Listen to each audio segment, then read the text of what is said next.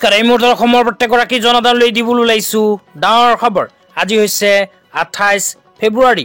আজি অসমৰ লাখ লাখ দুখীয়াসকললৈ কেইখনমান চৰকাৰী আঁচনি লৈ দিবলৈ ওলাইছো ডাঙৰ খবৰ।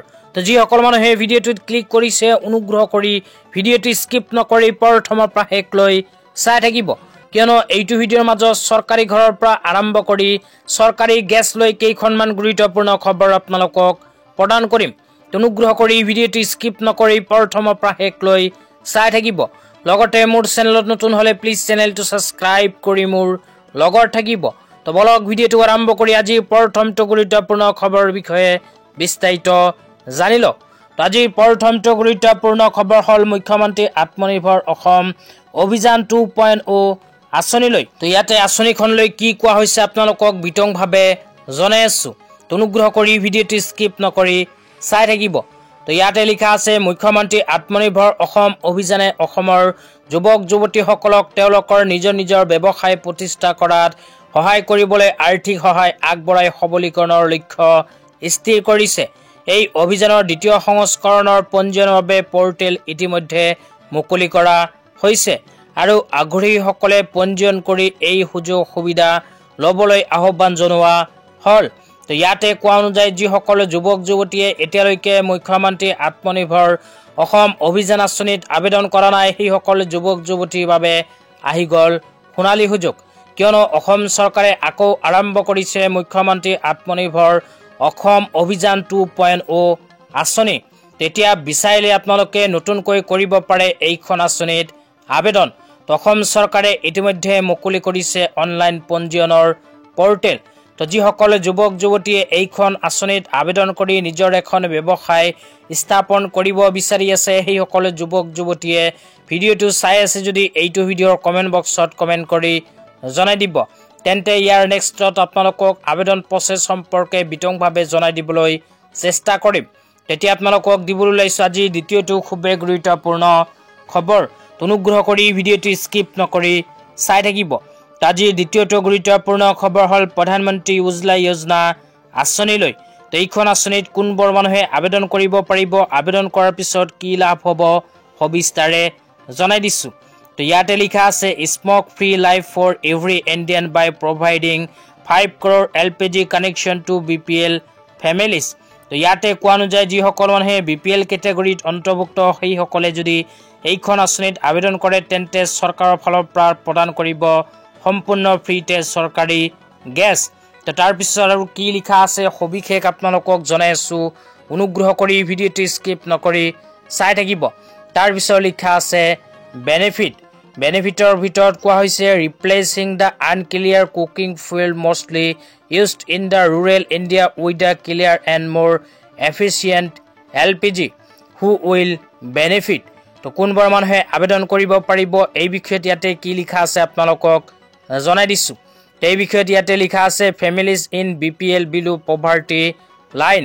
তো যিসকল মানুহে BPL কেটেগৰীত অন্তৰ্ভুক্ত, যিসকল মানুহে BPL কেটেগৰীত পৰে সেইসকল মানুহে এইখন আঁচনিত কৰিব পাৰিব আবেদন। তাৰপিছত কোৱা হৈছে এলিজিবিলিটি ক্ৰাইটেৰিয়াৰ ভিতৰত 1 নম্বৰত কোৱা হৈছে ফিমেল। তো এইখন আঁচনিত যদি আবেদন কৰিব বিচাৰে তেন্তে মহিলা হোৱাটো বাধ্যতামূলক। তাৰপিছত লিখা আছে listed in socio' economic caste census 2011 data. তো ইয়াৰ লগতে যিসকল মানুহৰ নাম 2011 চনৰ চেঞ্চাছ ডাটাত আছে সেইসকলেও কৰিব পাৰিব আবেদন। 2 নম্বৰত কৈছে এবভ 18 years অফ এজ। তো যিসকল মহিলাৰ বয়স 18 বছৰৰ ওপৰত কেৱল মাত্ৰ সেইসকল মহিলাই কৰিব পাৰিব আবেদন। তাৰপিছত কোৱা হৈছে আণ্ডাৰ BPL। তো BPL কেটেগৰীত হোৱাটো কিন্তু বাধ্যতামূলক। তো BPL কেটেগৰীৰ ভিতৰত 1 নম্বৰত কোৱা হৈছে should have a saving bank account in a national bank.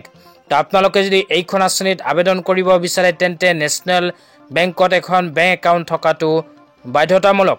তাৰপিছত কোৱা হৈছে should not have any existing LPG connection in household. তো আপোনালোকৰ ঘৰত আগৰ পৰা কোনো LPG কানেকশ্যন থাকিব নালাগিব।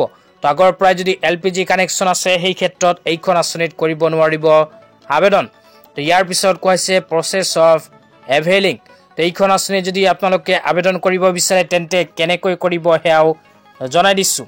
তো ইয়াতে লিখা আছে application has to fill up the Ujjwala Yojana KYC application form availing at the nearest LPG distributor or can download online from www.pmujlayojna.com তো ইয়াতে কোৱা অনুযায়ী যিসকল মানুহে এইখন আঁচনিত আবেদন কৰি চৰকাৰী গেছ পাব বিচাৰে সেইসকলে নিজৰ অঞ্চলৰ ডিষ্ট্ৰিবিউটৰ সকলৰ লগত যোগাযোগ কৰিব লাগিব তাতে আপোনালোকে কৰিব পাৰিব আবেদন তেতিয়া আপোনালোকক দিবলৈ ওলাইছো আজি তৃতীয়টো খুবেই গুৰুত্বপূৰ্ণ খবৰ আজি তৃতীয়টো গুৰুত্বপূৰ্ণ খবৰ হল চৰকাৰী ঘৰলৈ তো আপোনালোকে মোবাইল স্ক্ৰীনত চাব পাৰিছে চৰকাৰী ঘৰলৈ এনেকৈ এখন কোষ্ট অফ এষ্টিমেট আমাৰ হাতত আহি পৰিছে তো ইয়াতে কোৱা অনুযায়ী চৰকাৰী ঘৰৰ বাবে কিমান টকা প্ৰদান কৰিব আৰু কিমান টকা খৰচ কৰিব লাগিব হে আপোনালোকক বিতংভাৱে জনাই দিছো তো ইয়াতে কোৱা অনুযায়ী যিসকল মানুহে চৰকাৰী ঘৰ লাভ কৰিব সেই সকল মানুহক প্ৰথমে ব্ৰিক কিনাৰ কাৰণে চৰকাৰে প্ৰদান কৰিব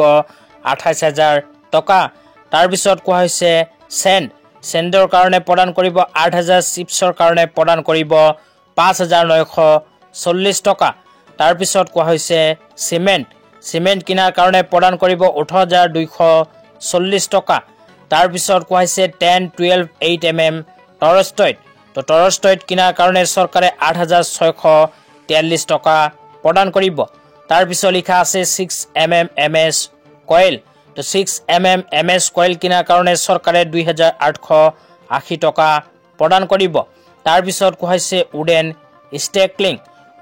ষ্টেকলিং কিনাৰ কাৰণে 14320 টকা প্ৰদান কৰিব চৰকাৰে তাৰ পিছত কোৱা হৈছে উডেন প্লাংক কিনাৰ কাৰণে 4858 টকা প্ৰদান কৰিব ৰুফিঙৰ কাৰণে 12651 টকা ৰিডগিঙৰ কাৰণে 1170 টকা তাৰ পিছত কোৱা হৈছে ভেন্টিলেটৰ বাবে 1250 টকা প্ৰদান কৰিব তাৰ পিছত hardware shuttering bamboo colouring and local কেৰিজৰ কাৰণে 6677 টকা প্ৰদান কৰিব তো যিসকল মানুহে চৰকাৰী ঘৰ লাভ কৰিব সেই সকল মানুহক চৰকাৰে মেটেৰিয়েল কিনাৰ কাৰণে 1,13,092 টকা প্ৰদান কৰিব তো ইয়াৰ লগতে আৰু প্ৰদান কৰিব লেবাৰ খৰচ তো চৰকাৰে লেবাৰ খৰচ কিমান টকা প্ৰদান কৰিব হে আপোনালোকক এতিয়া বিতংভাৱে জনাই আছো তো অনুগ্ৰহ কৰি ভিডিঅ'টি স্কিপ নকৰি প্ৰথমৰ পৰা শেষলৈ চাই থাকিব লগতে মোৰ চেনেলত নতুন হলে প্লিজ চেনেলটো সাবস্ক্ৰাইব কৰি মোৰ লগত থাকিব